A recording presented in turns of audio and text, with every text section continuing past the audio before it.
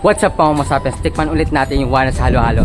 Let's go! Pumunta nga ako ng Binyan Laguna para tikman muli yung Juanas trending halo-halo. Located nga pala ito sa may Barangay Casile, Binyan Laguna, at meron silang branch sa may Binyan Bayan at Landayan. Ito nga pala yung nag-trending na halo-halo way back 2022 dahil sa sobrang dami niya ng toppings. Bukod sa maraming sahog, napaka-creamy ng homemade nilang custard milk. Kung makikita nyo naman, hindi siya tinipid sa mga ingredients at masusulit mo naman talaga dito yung binayad mo. Ito nga pala yung special halo-halo nila na worth 119 pesos. Sa sobrang dami nga ng sahog nila ay mabubusog ka talaga dito at yung gatas nila hindi ganun katamis. Kinagandahan pa nga nito ay pwede ka dito mag-refill ng yelo. Talaga naman isa to sa pinagmamalaki ng Binyan Laguna. Ito nga pala yung mga menu nila. What's up mga masapes? Tikman natin itong Juanas halo-halo.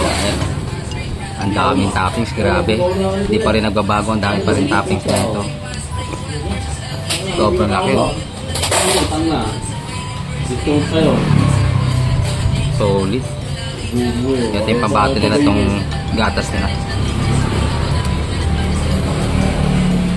Sulit na sulit dito yung 119 pesos.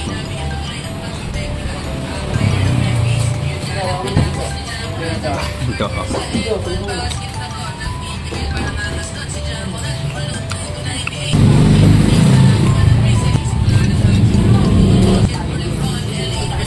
At ayun lang, maraming salamat sa panonood.